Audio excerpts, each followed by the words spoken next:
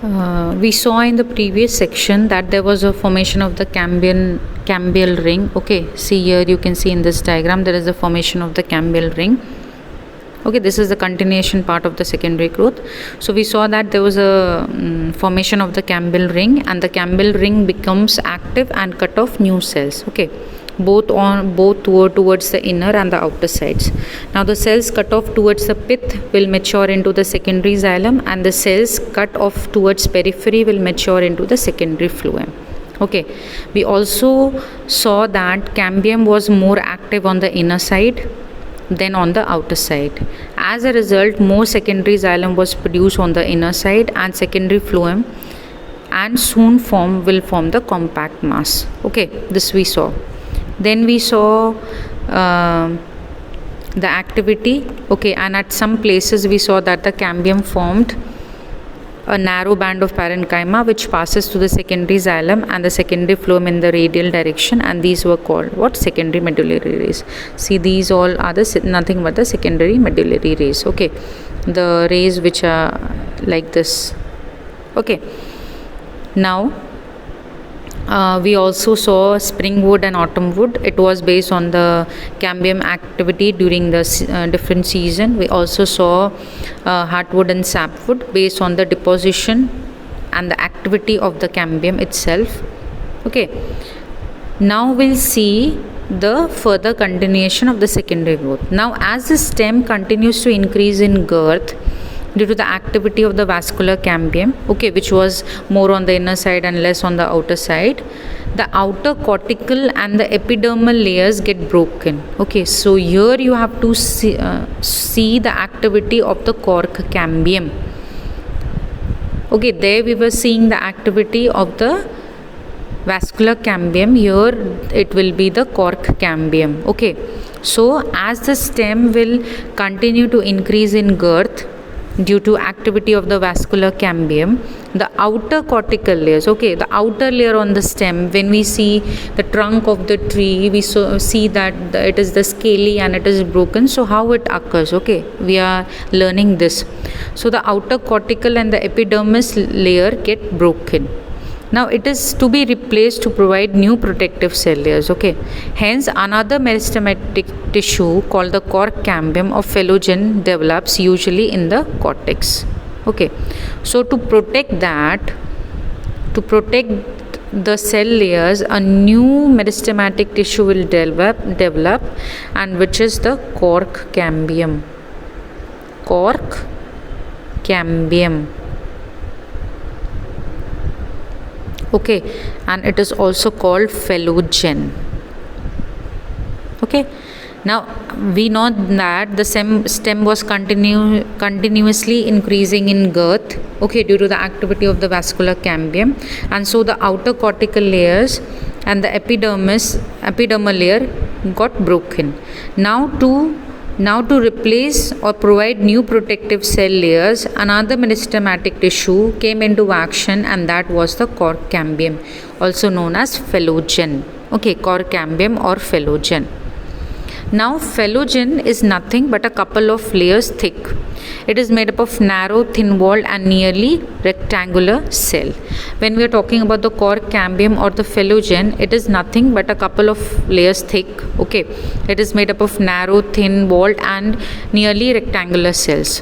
Now this phellogen will also start its activity as the vascular cambium also started its activity. So this phellogen, vascular cambium, also did the activity of cutting off cells on the inner and the outer side. So this phellogen will also cut off cells on both the sides. The outer cells will differentiate into cork. Okay, the outer cells will differentiate into cork, and the inner cell will differentiate into the secondary cortex, that is phelloderm. Okay, so the outer cell, this is the cork cambium. Okay, so the outer cell will differentiate into the cork, and the inner cell here, all the cells which are present here, will differentiate into what? It will differentiate into the secondary cortex.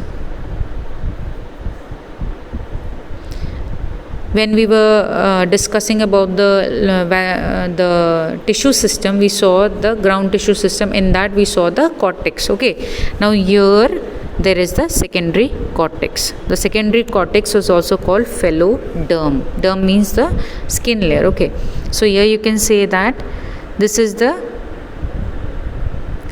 vascular cambium, which is cutting off cells. Okay, this is the bark. Okay, here it is the bark, and this is the cork. This cork is nothing but the outer layer which was differentiated. Okay, that is the cork. Okay, and in middle it is the cork cambium. Here cork cambium is present, which is also called phellogen. Okay, so now this cork layer which is formed on the outer side here is nothing but impervious to water due to suberant deposition in the cell wall.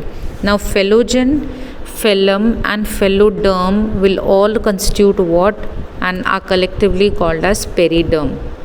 Okay, these all terms you have to remember, that when the cork cambium, to protect the outer layers of the stem, worked, the cork cambium was called phellogen. Okay, now it started to cut off cell. So when it was cutting off cells on the outer side, the cells which are formed differentiated into the cork, and the inner cell which were formed differentiated into the secondary cortex. Now the phellogen, the cork cambium, the phellum and the phelloderm, okay, all together form the periderm. Now what was the phellogen? It was cork cambium.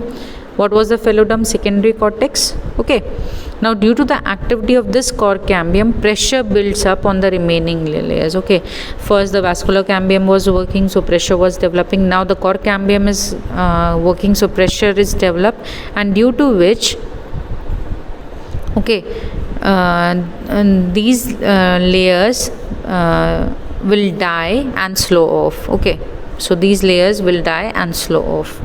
Now bark is nothing but the non-technical term that refers to all tissues, that is periderm and secondary phloem, exterior to the vascular cambium. It is of two types, that is early and soft bark. It is formed early in the season, and second is the late bark or the hard bark. It is formed towards the end of the season. Okay, and at certain places the phellogen will cut off closely arranged parenchymatous cells on the outer side, and these cells will rupture. These cells rupture epidermis, forming a lens-shaped openings called the lenticels. Okay, they occur in most woody trees, and function of the lenticel is to permit gas exchange between the outer atmosphere and the internal tissue of the stem. Okay, and there is also secondary growth in roots. It is similar to the growth as it was in stem. In dicot, the vascular cambium is completely secondary in origin. It originates from the tissue located just below the phloem bundles, a portion of pericycle above the protoxylem, forming a complete and continuous wavy ring. It later becomes circular, and further events are very similar to those of the dicot stem. Now secondary growth also occurs in stems and roots of the gymnosperm. Okay, secondary growth does not occur in monocot. Secondary growth is also seen in stem and roots of gymnosperms, but it does not occur in monocot. You have to remember this. Okay, so we saw the activity of the cork cambium, like it started cutting off new cells to protect from the pressure built up by the vascular cambium, and that was called cork cambium. So it forms the cork, that was the phellum, and secondary cortex, which was the phelloderm. Okay, and some secondary cortex cells were parenchymatous. Now the phellogen, that is the cork cambium, phellum, cork and phelloderm, that was the secondary cortex. Okay, formed what? Formed the periderm. Okay, now due to the activity of cork cambium, many layers, peripheral layers, will die off and slow off due to the pressure built up by these layers formed. Now bark is nothing but the non-technical term that refers to all the tissues, that is periderm and secondary phloem. Okay, exterior to the vascular cambium. It is of two types, that is early or soft bark or late bark. Okay, now at certain region phellogen Phylogen will be there, and it will cut off closely arranged parenchymatous cells, and these cells will rupture. Here you can see the rupturing. These cells will rupture, and lens shaped openings will be present, which are called lenticels. They occur in most woody trees, and function of these lenticels is to permit gas exchange between the outer atmosphere and the internal tissue of the stem. Okay, secondary growth in roots will start with the activity of the vascular cambium. Okay, completely, which is secondary in origin. It will originate from the tissue located just below the phloem. Okay, as in roots we know that the arrangement of the vascular bundle is in radial form, so it will originate from the tissue located just below the phloem bundles, a portion of the pericycle above the protoxylem, forming a complete and a continuous wavy ring. It later becomes circular, and further events are similar to those of the dicot stem. Now secondary growth also occurs in stems and roots of gymnosperm, but secondary growth does not occur in monocot.